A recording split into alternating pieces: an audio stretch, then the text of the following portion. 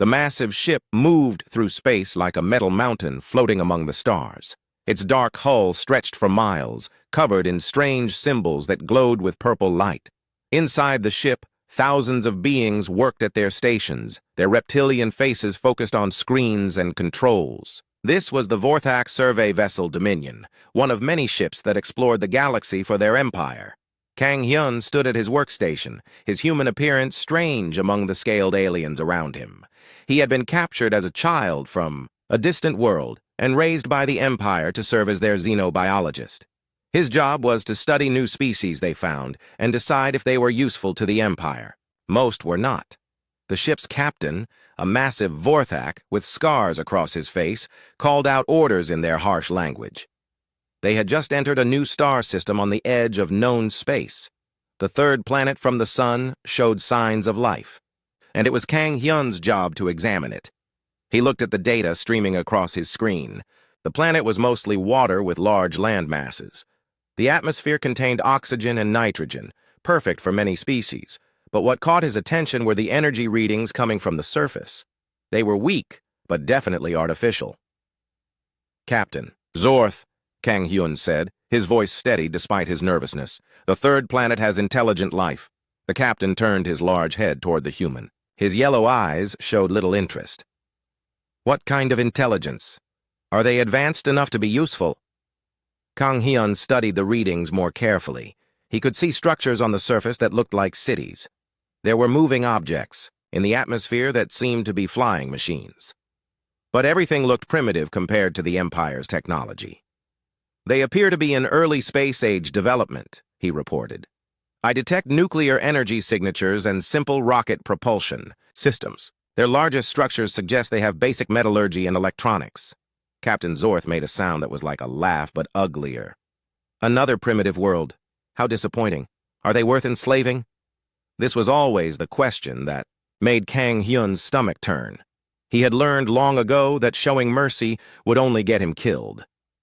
The Empire had no patience for weakness, but he also knew that his reports determined the fate of entire worlds.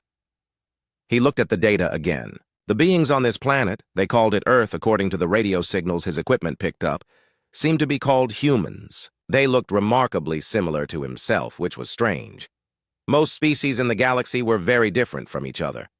"Their technology is approximately 800 years behind our basic civilian equipment," he said carefully. "Their population appears to be around 7 billion individuals. They seem to be divided into multiple nations that fight among themselves." "Fighting among themselves?"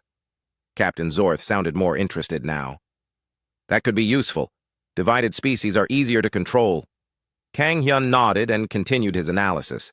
The humans had weapons, but they were laughably primitive. Their most powerful bombs used nuclear fission, something the Empire had moved beyond thousands of years ago. Their space vehicles could barely reach their own moon. They had not even established permanent colonies on other planets in their system. But something bothered him about the readings. There were gaps in the data, places where his scanners could not get clear information. Some areas of the planet seemed to have unusual electromagnetic interference, and there were objects in the asteroid belt that his equipment could not identify clearly. "Captain," he said slowly, "there are some anomalous readings I cannot explain." "Explain them anyway," the captain growled. "There appear to be artificial objects hidden in the asteroid belt beyond their planet. My scanners cannot get a clear reading on them, and there are several locations on the surface that are heavily shielded from our sensors." Captain Zorth was quiet for a moment. Then he shrugged his massive shoulders. "Probably just their primitive attempts at hiding their weapons. Every species thinks they can hide from the Empire when we first arrive." Far below on Earth, in a facility buried deep under a mountain, Dr. Lee Soo watched her screens with growing alarm. The alien ship was scanning their planet, and their hidden sensors were picking up the scan beams. They had been preparing for this day for 5 years, ever since the probe crashed in the Pacific Ocean. She pressed a button on her console. "Commander Park Jin, please come to the main lab immediately." Park Jin arrived within minutes, his face serious. He was a tall man with graying hair who had spent his life in the military. When the alien probe had been recovered, he had been put in charge of the project to study it. "They're here," Lee Soo said simply, pointing at her screen. "One ship, massive size, conducting detailed scans of the planet. Park Jin looked at the data. The alien vessel was larger than anything humans had ever built. Its technology was clearly far beyond what Earth could produce with conventional methods. "Are they detecting our hidden facilities?" he asked. "Not clearly," she replied. "The shielding is working, but they know something is there. They're just not sure what." Park Jin nodded grimly. They had spent 5 years reverse engineering the egg technology from the crashed probe. What they had learned was both terrifying and amazing. The aliens had technology that could destroy planets, but they also had weaknesses that humans might be able to exploit. "Contact Admiral Kim Tae," he ordered. "Tell him we have confirmation of alien presence. Phase 1 is now active." On the Vorthak ship, Kang Hyun completed his final report. The planet Earth was inhabited by a primitive species that posed no threat to the Empire. They had basic nuclear technology and simple spaceflight, but nothing that could challenge even a single Vorthak patrol vessel. Their population was large enough to provide workers, but their tendency to fight among themselves made them poor candidates for the Empire's armies. He recommended that Earth be classified as Category 7, primitive, no strategic value. This meant the Empire would ignore the planet for now and return later when they needed slaves or resources. Captain Zorth read the report and agreed. "Another worthless rock," he said. "Mark it for future exploitation and move on. We have real threats to deal with in the core systems." The Dominion turned away from Earth and jumped to faster-than-light travel, disappearing into the darkness between stars. The Empire had more important things to worry about than one small blue planet full of primitive apes. But as the alien ship left, hidden sensors throughout Earth's solar system recorded every detail of its technology. Deep in underground facilities, human scientists studied the scan patterns and learned how Vorthak sensors worked. In secret shipyards hidden in asteroid fields, construction continued on projects that would have amazed and terrified the aliens. Commander Park Jin stood in the main command center of Project Horizon, looking at the data from the alien encounter. Around him, dozens of scientists and engineers worked at stations filled with technology that blended human innovation with alien science. "They dismissed us completely," reported Dr. Lee Su. "Just as we hoped they would." "Good," Park Jin replied. "Let them think we're primitive. They'll learn the truth soon enough." On the far side of the facility, Captain Yoon Hae studied the specifications for humanity's greatest secret. The prototype warship Indomitable was nearly complete, its hull incorporating technologies the aliens had never imagined. When the Empire returned, they would find Earth very different from what they expected. The galaxy was vast and full of ancient empires that had grown comfortable in their power. But they had never encountered a species quite like humanity. A species that learned from their enemies, adapted to any threat, and refused to surrender even when facing impossible odds. The Vorthak Empire had made their first mistake. They had overlooked Earth's prototypes. 5 years before the Vorthak survey ship discovered Earth, a small alien probe had crashed into the Pacific Ocean during a thunderstorm. The object was no bigger than a car, but it changed everything for humanity. Within hours, military vessels from 3 different nations were racing toward the crash site, their governments having detected the unusual energy signature as it fell through the atmosphere. Dr. Lee Su had been working at a marine research station when the call came. She was told to pack immediately and report to a classified location. When she arrived at the secret facility, she found herself face-to-face with scientists and military personnel from around the world, all brought together for one purpose: to study something that should not exist. The probe sat in the center of a sterile laboratory, its metal surface covered in symbols that seemed to shift and change when nobody was looking directly at them. The technology inside was beyond anything humans had ever seen. Materials that were lighter than aluminum, but stronger than steel. Energy systems that produced more power than nuclear reactors while being smaller than a briefcase. And most importantly, star charts showing the locations of thousands of worlds throughout the galaxy. Commander Park Jin had been put in charge of the international team studying the probe. He quickly realized that humanity faced a choice that would determine their survival. They could ignore what they had found and hope the aliens never returned, or they could use this gift to prepare for what was coming. The question is not whether "They will come back," he told the assembled team during their first meeting. "The question is whether we will be ready when they do." Admiral Kim Tae coordinated the global response from a facility hidden beneath the mountains of Colorado. Every major nation on Earth contributed to Project Horizon, sharing technology and resources in ways that would have been impossible just years before. The alien threat had united humanity like nothing else in their history. The work was difficult and dangerous. 3 scientists died in the first year when an experimental power core overloaded. 2 more were lost when they tried to activate what turned out to be a weapon system. But with each failure, they learned more about how alien technology worked. Engineer Choi Min made the first breakthrough when she discovered that alien materials responded to human brainwaves in ways their original creators had never intended. The aliens had built their technology to work with their own minds, but human minds work differently. Where alien thoughts were rigid and controlled, human thoughts were chaotic and creative. It's like the technology wants to do more than it was designed for, she explained to Dr. Yang Bo, the physicist leading the energy research team. When I think about what I want it to do, it tries to find new ways to accomplish that goal. Yang Bo nodded excitedly. His own experiments had shown that human intuition could solve problems that alien logic could not. The crashed probe contained the plans for hundreds of devices, but when humans built them, they performed better than the original specifications suggested they should. The breakthrough that changed everything came when Captain Yoon Hai joined the project. She was a fighter pilot who had been chosen for her ability to think quickly under pressure and adapt to new situations. When she was connected to the alien flight control systems, something unexpected happened. The system began learning from her mind, adapting itself to work with human reflexes and instincts. Within weeks, it had evolved into something entirely new, a hybrid of alien technology and human creativity that was more advanced than either could achieve alone. "It's not just learning how I fly," she reported after her first test flight in a prototype craft. "It's learning how humans think. It's becoming something the original builders never imagined." This discovery led to the development of adaptive, artificial intelligence systems that could evolve in real time. While alien technology was static and predictable, human-modified systems could change and grow, becoming more effective with each use. The shipyards where the Indomitable was built were hidden in the asteroid belt, far from Earth's surface where alien scanners might detect them. The construction took 3 years, using materials and techniques that combined the best of both species' knowledge. The ship was unlike anything that had ever existed. Its hull was made from metamaterials that could change their properties based on what threats they faced.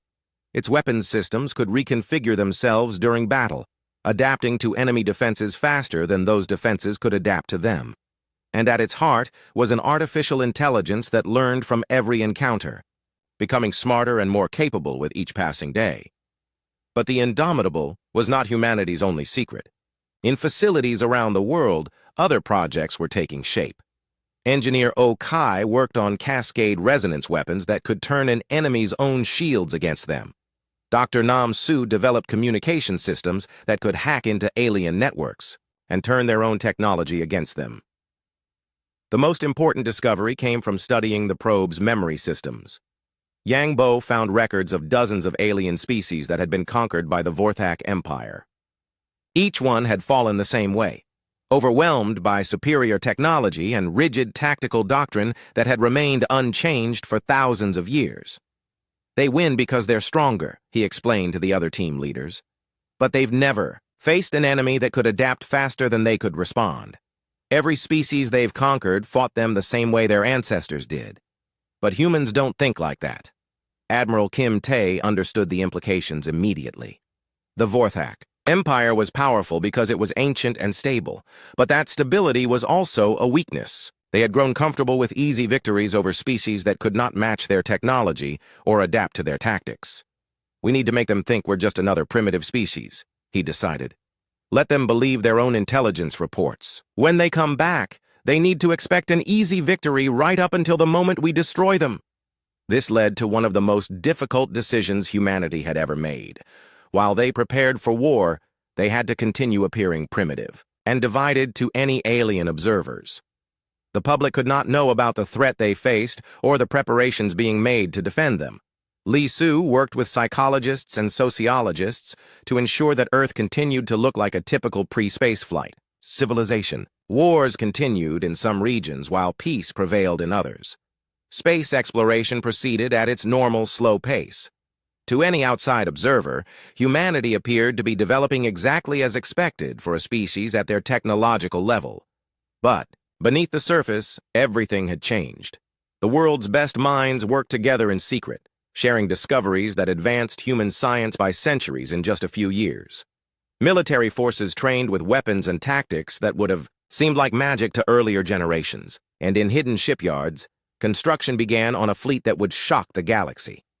Captain Yoon Hai spent months learning to work with the Indomitable's systems. The ship was more than just a vehicle. It was a partner that understood her thoughts and anticipated her needs. Together, they could accomplish things that neither could achieve alone. "It's like having a conversation with the universe," she told Park Jin after one particularly successful test flight. "The ship doesn't just follow my orders. It understands what I'm trying to accomplish and finds ways to make it happen that I never would have thought of." The final test came when they detected the Vorthak survey ship approaching Earth's solar system. Hidden sensors tracked its movement, while the Indomitable remained concealed in the asteroid belt, its advanced stealth systems making it invisible to alien scanners. As Kang Hyun completed his survey of Earth and dismissed humanity as primitive and harmless, the real humans watched and learned. They recorded every scan, analyzed every transmission, and studied every detail of Vorthak technology and tactics. When the alien ship departed, marking Earth as no threat to their empire, Admiral Kim Tae called together his team leaders for a final briefing. "They've made their choice," he said. "They think we're just another weak species waiting to be conquered. Now we show them what humans are really capable of." The trap was set. Earth appeared helpless and primitive to alien eyes, but beneath that facade was a civilization that had learned to think like the galaxy had never seen before. When the Empire returned in force, expecting easy victory over backward primitives, they would instead face humanity's greatest creation, a species that had learned to combine alien technology with human ingenuity to create something entirely new. The stage was set for a confrontation that would change the balance of power in the galaxy forever. 3 months after the survey ship left Earth's solar system, Fleet Admiral Vextar received orders from the Vorthak High Command. The Empire needed more slave workers for their mining operations in the Outer Rim territories, and the primitive planet called Earth had been marked as a perfect source. Vextar was a veteran commander who had conquered 47 worlds during his long career. He took pride in efficient operations that wasted neither time nor resources. The conquest of Earth should be simple: one day to break their primitive defenses, another day to establish control, and then systematic harvesting of their population. He assembled a standard subjugation fleet of 50 warships, each one capable of destroying a planet's surface if necessary. The flagship destroyer of worlds led the formation, its massive hull bristling with weapons that had never failed to break enemy resistance. Behind it followed heavy cruisers, fast attack vessels, and troop transports ready to land occupation forces. The fleet entered Earth's solar system at the edge of human sensor range, but they made no attempt to hide their approach. Why would they? The survey had shown that these humans had no weapons that could threaten even their smallest escort vessels. On Earth, hidden sensors detected the alien fleet while it was still beyond Jupiter's orbit. Admiral Kim Tae received the alert in his command center buried deep beneath the Colorado Mountains. The moment humanity had prepared for during 5 years of secret development had finally arrived. "How many ships?" he asked his sensor operator. 50. "Confirmed contacts, Admiral. The lead vessel is approximately 5 times larger than our largest surface ships. They're not even trying to hide their approach." Kim Tae nodded grimly. The aliens' confidence would work in humanity's favor, but 50 ships was more than their most pessimistic projections had anticipated. Earth's conventional defenses would last minutes against such a force. "Signal all hidden facilities," he ordered. "Operation Last Stand is now active. Contact Captain Yoon Hai and tell her it's time." In the asteroid belt between Mars and Jupiter, the Indomitable powered up its systems for the first time at full combat readiness. Captain Yoon Hai felt the ship's artificial intelligence connecting with her thoughts, as they had practiced countless times before. But this time was different. This time, the alien hybrid systems seemed almost eager for battle. All systems responding. "Perfectly, Captain," reported Engineer Choi Min from her station. "The ship is performing better than our best simulations predicted." Communications Officer Nam Su monitored the alien fleet's transmissions. "They're broadcasting on multiple frequencies. Captain, it appears to be some kind of surrender demand." The message was clear even without translation. The aliens expected immediate submission from the primitive humans. They had done this so many times before that they had a standard procedure for. Dr. Yang Bo worked frantically at his science station, analyzing the alien ships as they approached. "Their technology matches what we learned from the probe, but these are military vessels. Their weapons are approximately 50 times more powerful than anything in our conventional arsenal." Yoon Hai studied the tactical display showing the approaching fleet. 50 ships against one. In any normal universe, this would be an impossible fight. But the Indomitable was not a normal ship, and humanity was not a normal species. "They don't know what they're facing," she said quietly. "Let's keep it that way as long as possible." Earth's conventional defenses activated as the alien fleet entered the inner solar system. Military satellites that had been secretly modified with alien technology came online. Hidden weapons platforms emerged from concealment on the Moon and Mars. Fighter squadrons launched from bases that officially did not exist. To the aliens, it looked like exactly what they expected. A primitive species making a desperate last stand with technology that could not possibly threaten them. Fleet Admiral Vextar watched the human response with amusement. Their largest weapons were nuclear missiles that his ship's shields could absorb without even noticing the impact. Their fighter craft moved like they were powered by chemical rockets, pathetically slow compared to Vorthak vessels. "Begin the attack," he ordered. "Destroy their orbital defenses first, then demand planetary surrender. Standard procedure." The alien fleet opened fire with weapons that turned space itself into a storm of energy. Human satellites exploded in brilliant flashes of light. The hidden moon base lasted less than 30 seconds against the concentrated bombardment. Fighter squadrons were swept from space like insects. In his command center, Admiral Kim Tae watched humanity's conventional forces being destroyed exactly as planned. Every ship lost, every base eliminated, every life sacrificed was buying time for their real defense to get into position. "Sir," his tactical officer reported, "we've lost 80% of our visible assets. The aliens are demanding planetary surrender." "Ignore their demands," Kim Tae replied. "Signal the Indomitable. It's time to show them what Earth is really capable of." Captain Yoon Hae had positioned her ship behind a large asteroid, using its mass to hide from alien sensors. The Indomitable's stealth systems made it invisible to conventional detection, but she knew that would not last once they began their attack. "All hands, prepare for combat," she announced over the ship's communication system. "Remember, we're not just fighting for Earth. We're fighting for every species in the galaxy that dreams of freedom." The ship's artificial intelligence interfaced directly with her mind, showing her tactical possibilities that no human brain could calculate alone. She could see weapon solutions, evasion patterns, and attack vectors updating in real time as the alien fleet moved closer to Earth. Engineer Okai reported from the weapons control station. "Cascade resonance systems are fully charged and ready, Captain. We have target locks on 12 enemy vessels." "Dr. Yang Bo, what's the status of our defensive systems?" Yoon Hai asked. "Adaptive armor is responding perfectly," the physicist replied.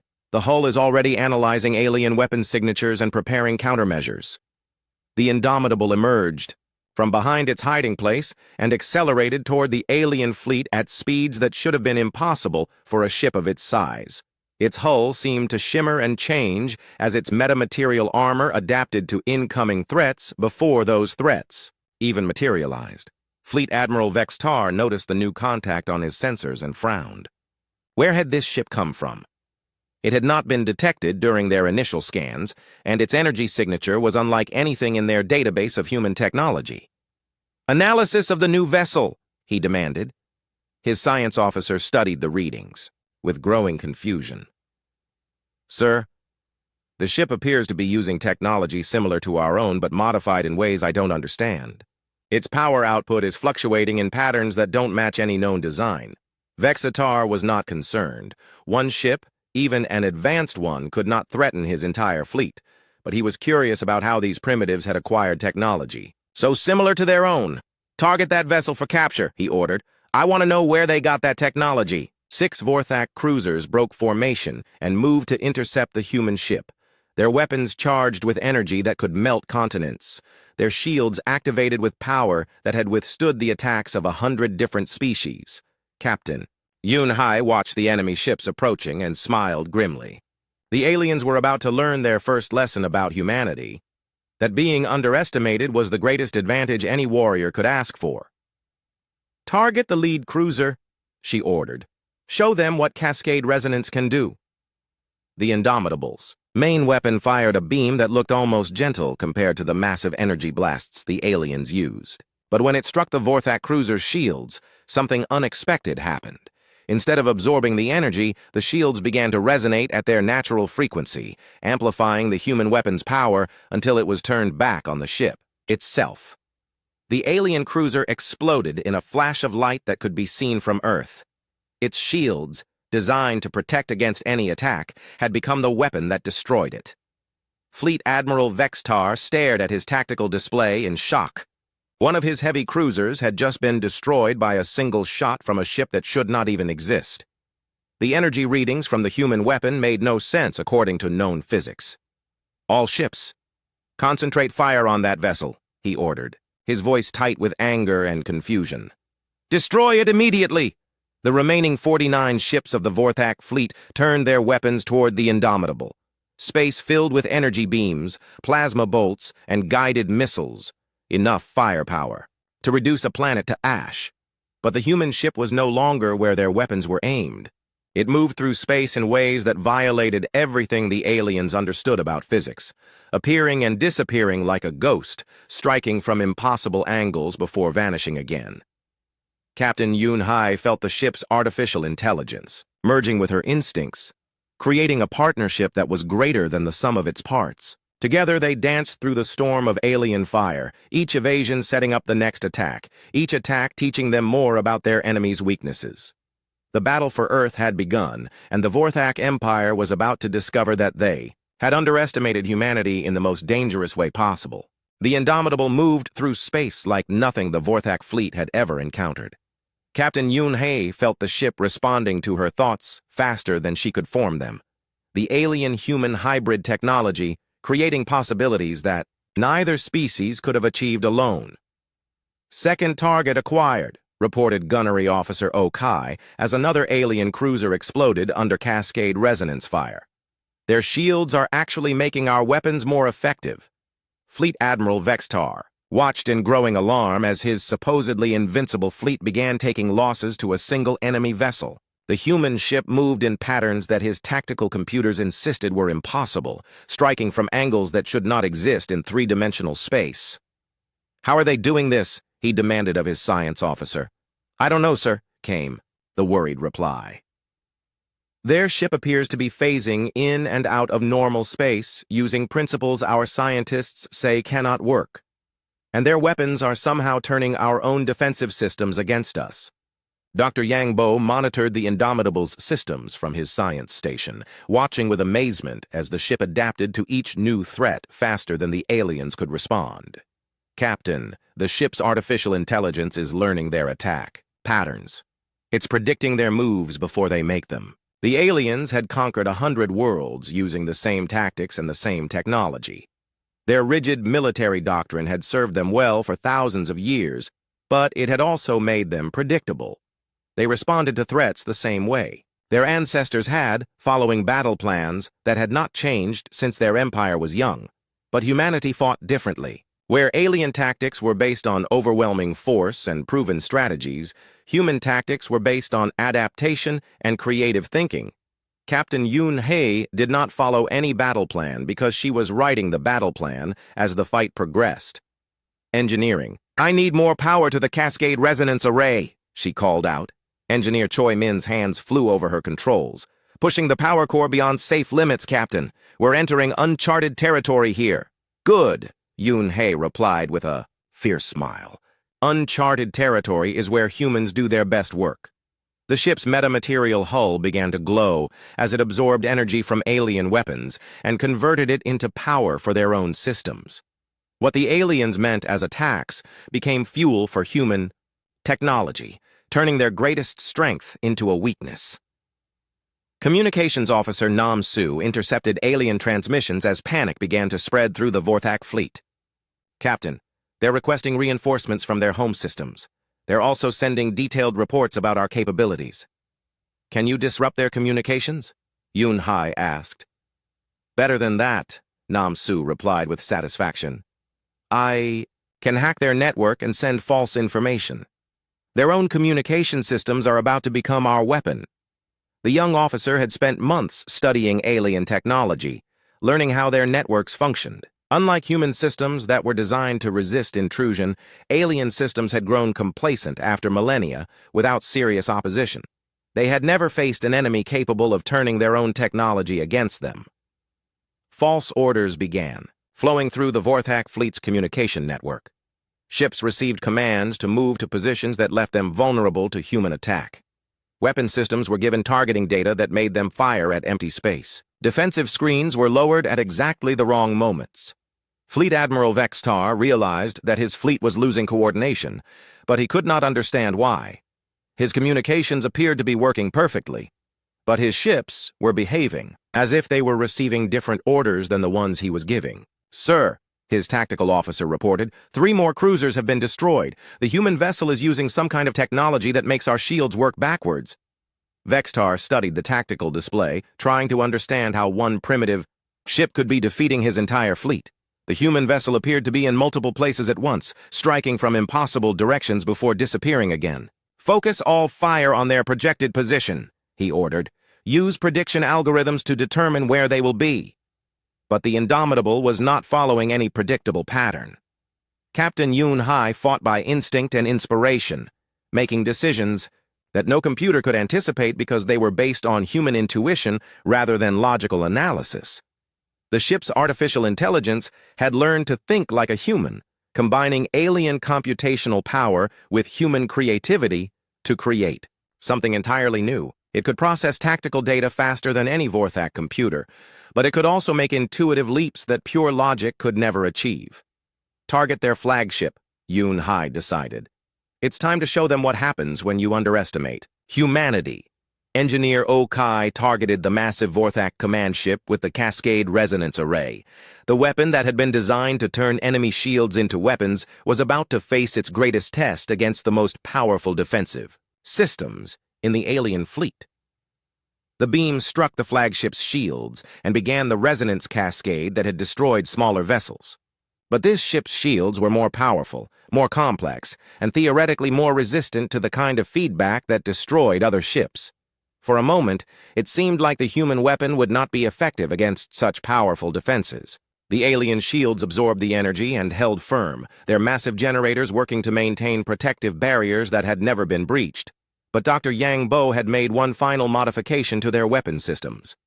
Captain, initiating resonance multiplication. We're not just turning their shields against them anymore. We're turning their entire power grid into a weapon. The cascade effect spread from the flagship's shields into its power systems, then into its weapons, then into every system on the ship. The vessel that was meant to be the symbol of Vorthak power became a chain reaction of its own technology, destroying itself from within. The destroyer of worlds exploded in a blast that lit up the solar system. The flagship that had conquered 47 worlds died by its own power, turned against itself by human ingenuity and alien technology working together. Fleet Admiral Vextar found himself aboard an escape pod, watching his flagship burn as debris rained around him. In 30 years of military service, he had never seen anything like what the humans had just accomplished. The remaining ships of his fleet were in chaos. Their communications were compromised, their tactics were useless, and their most powerful vessel had been destroyed by an enemy they had dismissed as primitive. Ship after ship fell to weapons that turned their own strength against them. Captain Yun Hai felt the Indomitable's artificial intelligence calculating new tactical solutions as the battle progressed. With each destroyed enemy vessel, the ship learned more about Vorthak technology and became more effective at defeating it. Captain, reported Dr. Yang Bo, I'm reading massive power fluctuations in the remaining enemy ships. Their crews are starting to shut down their own defensive systems. The aliens had realized that their shields were being used against them, but shutting them down left them vulnerable to conventional attack. It was a choice between certain destruction from their own defenses or possible destruction from human weapons. They're trapped by their own technology, Yunhai observed. They built their entire military around systems that worked perfectly until someone found a way to reverse them. Engineer Choi Min monitored the ship's adaptive systems as they continued to evolve. Captain, the ship is developing new capabilities faster than I can track them. It's like it's becoming something that was never designed to exist. This was the true power of the human approach to technology. While aliens built static systems that performed specific functions, humans built adaptive systems that could grow and change. The Indomitable was not just using alien technology, it was improving on it in real time, becoming more advanced with each passing minute. Communications Officer Nam Su detected new transmissions from the surviving alien ships. Captain, they're attempting to surrender. Do we accept? Asked Okai. Captain Yunhai considered the question carefully. These aliens had come to Earth to enslave humanity, but they were also soldiers following orders. More importantly, letting some of them escape would send a message to the rest of the galaxy. Open a channel to the surviving ships, she decided. When the connection was established, she spoke in the alien language that the ship's computer had taught her during their approach. I am Captain Yunhai of Earth Defense Force vessel Indomitable.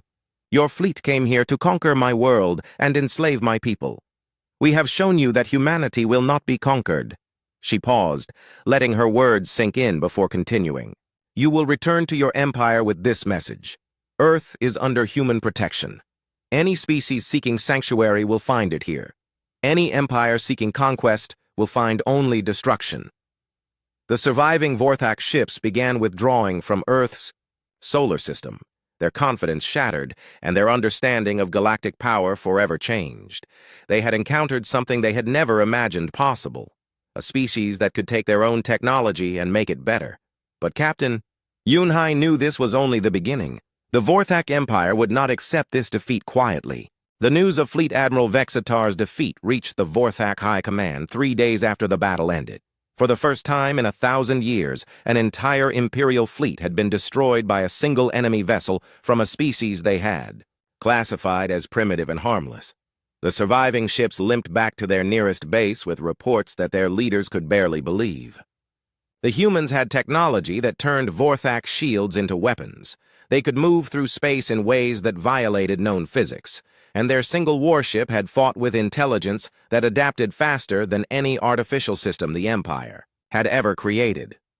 Supreme Commander Korthvex called an emergency session of the War Council. The massive reptilian leader had ruled the Empire for 2 centuries, conquering hundreds of worlds and expanding Vorthak control across 3 sectors of the galaxy. He had never faced a defeat like this. Explain to me how 50 warships were destroyed by 1 primitive vessel, he demanded of the intelligence officers who had reviewed the battle recordings. The lead analyst, a scarred veteran named Gextor, displayed holographic images from the battle. Supreme Commander, the human ship used technology that appears to be based on our own designs, but modified in ways we do not understand. They somehow learned to reverse our defensive systems and turn them into weapons. Korthvex studied the images with growing anger and concern. The human vessel moved through space like it was alive, adapting to threats and finding solutions that no programmed system should be able to discover. How did they acquire our technology? He asked. We believe they recovered it from the survey probe that crashed on their planet 5 years ago, Gextor replied. But Supreme Commander, they did not simply copy our designs. They improved them in ways that suggest a completely different approach to engineering. This was what truly worried the Vorthak leadership. They could understand how primitives might steal their technology, but they could not understand how those same primitives could make that technology better than its original creators. On Earth, Captain Yunhai stood in the main briefing room of Project Horizon, addressing the team leaders who had made humanity's victory possible. The hidden facility buzzed with activity as scientists and engineers worked to analyze the data from the battle and prepare for the Empire's inevitable response. We won the first battle, she began. But this war is far from over. The Vorthak Empire controls thousands of worlds and has resources we can barely imagine. They will not accept this defeat quietly. Admiral Kim Tae nodded from his position at the head of the table. Intelligence suggests they are already preparing a much larger fleet to return to Earth. This time, they will not underestimate us. Dr. Lee Su presented her analysis of the captured alien technology. During the battle, the Indomitable had managed to download data from several enemy ships before destroying them. The information provided insights into Vorthak military doctrine and revealed weaknesses that humanity could exploit. Their entire approach to warfare is based on overwhelming force and rigid tactics, she explained. They have not faced serious opposition in so long that they have stopped innovating. Their newest warships use technology that is thousands of years old, with only minor improvements. Engineer Choi Min had been working around the clock to incorporate lessons learned from the battle into new ship designs. The Indomitable performed beyond all expectations, but we can do better. The ship's artificial intelligence evolved during the fight, developing capabilities we never programmed into it. This was perhaps the most significant discovery from the battle. The hybrid alien-human technology had not just worked as designed, it had grown and adapted, becoming something entirely new during the heat of combat. Dr. Yang Bo had been studying this phenomenon with growing excitement. The alien technology responds to human creativity in ways its original builders never intended. When we combine their computational power with our intuitive thinking, we create systems that can evolve in real time. How many ships like the Indomitable can we build? Asked Admiral Kim Tae. With the resources we captured from the alien fleet, we can complete 12 vessels within 6 months, Choi Min replied. Each one will be more advanced than the last, incorporating everything we learned from the previous design. Communications Officer Nam Su had been monitoring transmissions from across the galaxy since the battle ended. Admiral, we are receiving messages from dozens of different species. Word of our victory is spreading faster than the Empire can contain it. This was an unexpected development. For centuries, the Vorthak Empire had maintained control through the belief that resistance was hopeless. The subject species accepted their domination because they had never seen any evidence that the Empire could be defeated. But humanity's victory had changed that perception. Across the galaxy, enslaved populations were learning that the supposedly invincible Vorthak fleet had been destroyed by a single ship from a species the Empire had dismissed as primitive. Some of the messages are from refugee fleets, Nam Su continued. Species that escaped Vorthak conquest are asking if they can find sanctuary at Earth. Admiral Kim Tae considered this carefully. Accepting refugees would commit humanity to protecting them, which could bring the Empire's full attention to Earth sooner than they were ready. But it would also provide allies and knowledge that could be crucial in the coming war. Begin accepting refugee fleets, he decided, but screen them carefully. We cannot allow Vorthak spies to infiltrate our defenses. The first refugee ship arrived 2 weeks later, a battered vessel carrying survivors from the Kalari species, whose homeworld had been destroyed by the Empire 3 years earlier. The aliens were humanoid, but with blue skin and large eyes that seemed to hold ancient sadness. Their leader, Ambassador Thelen, met with human representatives in a conference room aboard the lunar base that officially did not exist. She had heard rumors of the human victory but found it difficult to believe until she saw their technology for herself. Your ship defeated 50 Vorthak vessels? She asked Captain Yoon Hai. It did, Yoon Hai confirmed. And we are building more ships that will be even more effective. Thelen's large eyes widened with something that might have been hope. My people have knowledge of Vorthak weaknesses that we never dared to exploit. If you truly intend to fight, them we can help. This began a new phase of humanity's preparation for war. Each refugee species brought knowledge of the Empire's tactics, technology, and weaknesses. The Zalari had detailed maps of Vorthak's supply lines. The Kethmoran possessed records of every ship design the Empire had used in the past century. The Mordecai understood the psychology of Vorthak military leaders, but perhaps the most valuable intelligence came from an unexpected source. Kang Hyun, the human xenobiologist who had served aboard the original survey ship, arrived on Earth in a stolen shuttle with information that changed everything. The Empire is preparing to return with a fleet of 500 ships, he reported to Admiral Kim Tae. But they are also planning something else. They intend to use a planet-killing weapon if they cannot defeat your fleet in conventional battle. The boss. Room fell silent as the implications sank in. The Vorthak Empire was willing to destroy Earth entirely rather than accept another defeat. We need to take the fight to them before they can organize that kind of response, Captain Yoon Hai said. If we wait for them to come to us, they might not give us a chance to fight. This led to the most audacious plan in human history. Instead of waiting for the Empire to attack Earth, humanity would strike first at the heart of Vorthak power. It was a strategy that no previous enemy of the Empire had ever attempted. Dr. Yang Bo had been working on modifications to their faster-than-light technology. We can reach their core systems before they expect us, he explained. But it will be a one-way journey unless we can capture their technology to improve our own systems. Then we make sure we capture their technology, Admiral Kim Tae decided. 6. Months after the first battle, the Indomitable led a fleet of 12 human vessels toward the heart of the Vorthak Empire. Each ship carried technology that combined the best of human creativity with alien science, crewed by volunteers who understood they might not return home, but they also carried something else, hope from dozens of species that had dreamed of freedom, but never dared to fight for it. The galaxy was about to learn that humanity did not just fight for themselves, but for every being that refused to accept tyranny.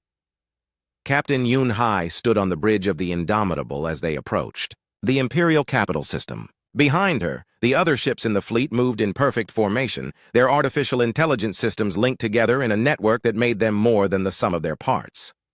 "Signal the fleet," she ordered.